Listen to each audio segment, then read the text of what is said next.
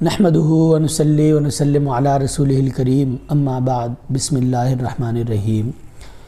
محترم ناظرین و سامعین اکرام، جادو، جنات اور نظر بد ہمارے معاشرے کا بہت بڑا مسئلہ ہے۔ پہلی بات تو یہ ہے کہ لوگ جادو، جنات اور نظر بد کو سمجھتے ہی نہیں ہیں۔ ان کی علامات کیا ہیں، وجوہات کیا ہیں، اسباب کیا ہیں، یہ کب اور کیوں لگتے ہیں، اور اگر کسی کے ساتھ یہ واقعہ پیش آ جائے، وہ جادو، جنات اور نظر بد کا شکار ہو جائے، پھر یہی نہیں معلوم ہوتا کہ اس کا علاج کیسے کیا جائے۔ سب سے پہلے نظر بد کے حوالے سے بات کرتے ہیں۔ نظر بد اتنی خطرناک چیز ہے کہ نبی اکرم صلی اللہ علیہ وسلم نے اس کے بارے میں فرمایا، لو کان شیء سابق القدر لسبقت العین۔ اگر کوئی چیز تقدیر سے آگے بڑھ سکتی ہوتی تو وہ نظر بد ہوتی۔ ایک اور مقام پر نبی اکرم صلی اللہ علیہ وسلم نے اس نظر بد کے بارے میں یہ بات ارشاد فرمائی۔ آپ نے فرمایا العین تدخل الرجل القبر، کہ یہ جو نظر بد ہے یہ انسان کو قبر میں پہنچا دیتی ہے اور اونٹ کو ہنڈیا میں پہنچا دیتی ہے، یعنی ادھر بندے کی نظر لگی، ادھر بندہ گر گیا اور بندہ اسی وقت ختم ہو گیا۔ اتنی خطرناک چیز ہے۔ صحیح حدیث میں ایک واقعہ ہے کہ عمر بن ربیعہ رضی اللہ تعالیٰ عنہ اور سہل بن حنیف رضی اللہ تعالیٰ عنہ، دو صحابی ہیں۔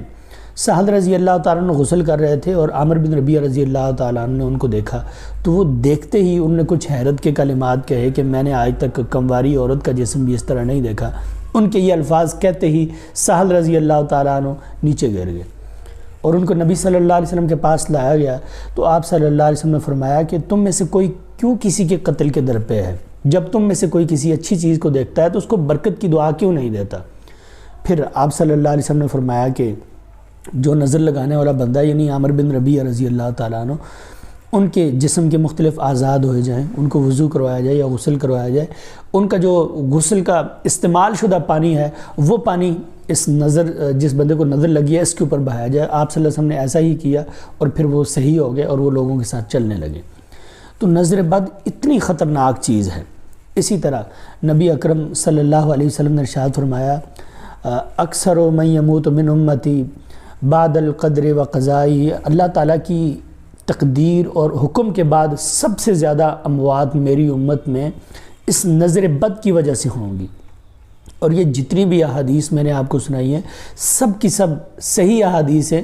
ان میں سے کوئی بھی ضعیف حدیث نہیں ہے، نہ ہی میں کبھی کسی اپنے درس میں یا کسی بھی گفتگو میں ضعیف حدیث بیان کرتا ہوں۔ حوالہ جات آپ دیکھ رہے ہیں۔ تو یہ سب احادیث اس بات پر دلالت کرتی ہیں کہ نظر بد ایک مہلک چیز ہے، حتیٰ کہ اللہ تعالیٰ نے قرآن مجید میں نبی اکرم صلی اللہ علیہ وسلم کے متعلق ارشاد فرمایا، وَإِن يَكَادُ الَّذِينَ كَفَرُوا لَيُزْلِقُونَكَ بِأَبْصَارِهِمْ لَمَّا سَمِعُوا الذِّكْرَ، یہ جو کافر ہیں قریب ہے کہ یہ آپ کو اپنی نظروں سے پسلا دیں۔ اس آیت کی تفسیر میں عبداللہ ابن عباس رضی اللہ تعالیٰ عنہ، مجاہد رحمہ اللہ اور دوسرے اہل علم سے یہ مروی ہے کہ اس سے مراد نظر بد ہے، کہ قریب ہے کہ لوگ نبی صلی اللہ علیہ وسلم کو اپنی نظروں سے نظر لگا کر آپ صلی اللہ علیہ وسلم کو گرا دیں، آپ صلی اللہ علیہ وسلم کو پسلا دیں۔ تو نظر اتنی خطرناک چیز ہے۔ اس آیت کی تفسیر میں بعض تفاسیر میں یہ بات لکھی ہے، صحت اور ضعف سے قطع نظر یہ بات لکھی ہے عرب کے بعض قبائل کے بارے میں، کہ ان کے بعض افراد 2-3 دن تک کھانا نہیں کھاتے تھے، پھر جس جانور کو دیکھتے تھے کچھ کلمات کہتے تھے وہ گر جاتے تھے۔ تو یہ نظر بد اس قدر مہلک چیز ہے، اس قدر خطرناک چیز ہے، اس قدر یہ عجیب شے ہے کہ جب بھی کسی انسان کو یہ لگتی ہے تو اس پر اس قدر یہ اثر انداز ہوتی ہے۔ نبی اکرم صلی اللہ علیہ وسلم ایک مرتبہ ام سلمہ رضی اللہ تعالیٰ عنہ، جو نبی صلی اللہ علیہ وسلم کی بیوی ہیں، ان کے گھر میں موجود تھے۔ آپ صلی اللہ علیہ وسلم نے ان کے گھر ایک لونڈی دیکھی جس کے چہرے کا رنگ بدلا ہوا تھا۔ آپ صلی اللہ علیہ وسلم نے فرمایا اس کو نظر لگ گئی ہے، اس کو نظر لگ گئی ہے، اس کو دم کرواؤ۔ تو آپ صلی اللہ علیہ وسلم نے نظر بد میں دم کو مفید قرار دیا، اور آپ صلی اللہ علیہ وسلم کا یہ بھی ارشاد گرامی ہے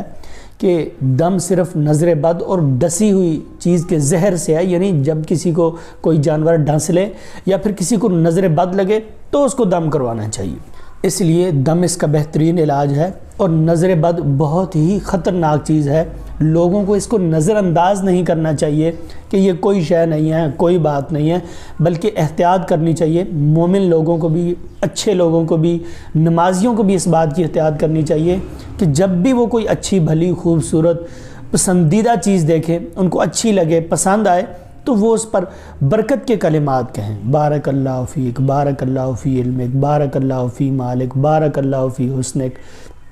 تو اس طرح برکت کے کلمات کہیں۔ نبی اکرم صلی اللہ علیہ وسلم کا ارشاد ہے، آپ نے فرمایا جب تم میں سے کوئی کسی کی چیز کو پسند کرے، اس کو اچھی لگے، تو اس کو چاہیے کہ وہ اس کو فَلْيَدْعُوا لَهُ بِالْبَرَكَةِ، وہ اس کو برکت کی دعا دے۔ تو آپ صلی اللہ علیہ وسلم اور صحابہ کرام کا یہ معمول تھا کہ جب بھی وہ کوئی اچھی چیز دیکھتے تھے تو برکت کی دعا دیتے تھے۔ تو اس لیے جب کوئی چیز پسند آئے یا اچھی لگے، یہ انسان کی فطرت ہے، تو انسان کو چاہیے کہ اس کو برکت کی دعا دے تاکہ نظر بد نہ لگے۔ اور اس غلط فہمی کو بھی دور کر لیں کہ یہ نظر بد صرف برے لوگوں کی نہیں لگتی، بلکہ اچھے لوگ، نیک لوگوں کی بھی نظر بد لگ سکتی ہے۔ اس میں کوئی عجیب اور کوئی حیرت والی بات نہیں ہے۔ جیسے وہ صحابہ کرام کا واقعہ آپ نے سنا کہ ایک صحابی کی نظر دوسرے صحابی کو لگی، تو اس طرح اگر صحابی کی نظر لگ سکتی ہے تو کسی اور بندے کی بھی، نمازی کی بھی، مومن کی بھی، اچھے بندے کی، نیکوکار کی بھی لگ سکتی ہے۔ تو جب بھی کوئی کسی کو دیکھے،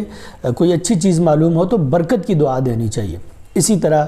جس بندے کو نظر لگتی ہے اس کو چاہیے کہ وہ صبح اور شام کے اذکار کی پابندی کرے۔ اور کچھ چیزیں مخصوص ہیں جو نظر بد کے علاج کے لیے بہت ہی مفید ہیں، اہل علم نے ان کا ذکر کیا ہے۔ سب سے پہلے نبی اکرم صلی اللہ علیہ وسلم کی وہ حدیث جس میں ہے کہ آپ صلی اللہ علیہ وسلم اپنے دو نواسوں کو اپنے پاس بٹھا کر ان الفاظ کے ساتھ، ان کلمات کے ساتھ دم کیا کرتے تھے، اور ساتھ یہ بھی فرماتے تھے کہ تمہارے باپ ابراہیم علیہ السلام اپنے دو بیٹوں یعنی اسماعیل علیہ السلام اور اسحاق علیہ السلام، ان دونوں کو ان کلمات اور اس دعا کے ساتھ دم کیا کرتے تھے۔ وہ الفاظ کیا ہیں؟ اعیذکما بکلمات اللہ التامۃ من کل شیطان وہامۃ ومن کل عین لامۃ۔ بعض احادیث میں اعوذ بکلمات اللہ التامات بھی ہے اور بعض میں اعیذکما بھی ہے، دونوں طرح یہ الفاظ ٹھیک ہیں۔ اس کے سوا بھی الفاظ میں اور بھی تبدیلی ہے، جو بھی الفاظ آپ حدیث میں جو منقول ہیں وہ آپ پڑھ لیں وہ درست ہیں۔ اسی طرح ایک اور بہت ہی مفید اور مجرب دعا، جب نبی اکرم صلی اللہ علیہ وسلم بیمار ہوتے تھے، ایک مرتبہ آپ صلی اللہ علیہ وسلم کو بخار تھا،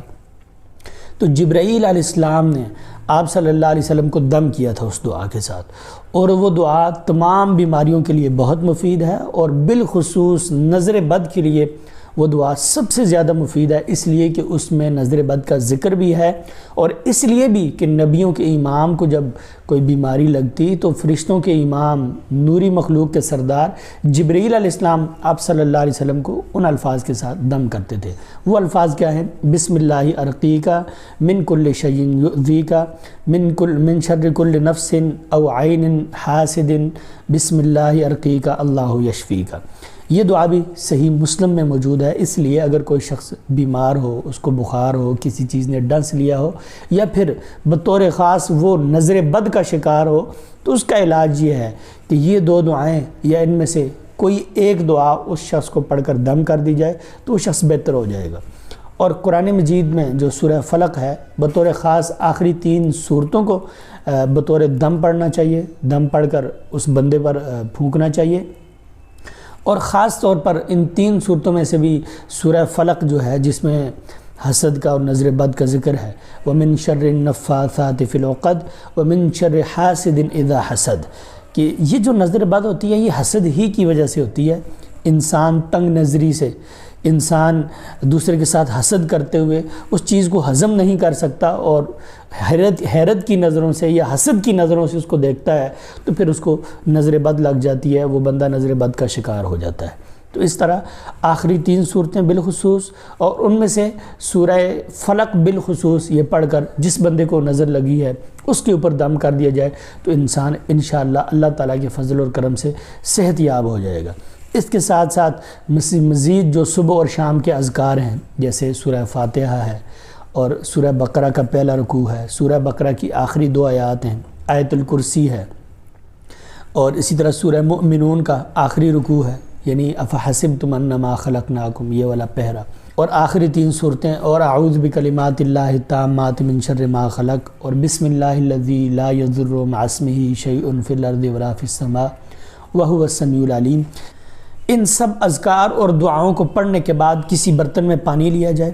اور اس پانی پر پھونکا جائے، یہ سب دعائیں اور اذکار پڑھ کر، اور پھر وہ پانی کسی مریض کو پلا دیا جائے جو نظر بد کا شکار ہے یا ان امراض کا شکار ہے، تو انشاءاللہ اللہ کے فضل و کرم سے وہ بالکل صحت یاب ہو جائے گا۔ اب یہ جو پھونکنے کی صورت ہے،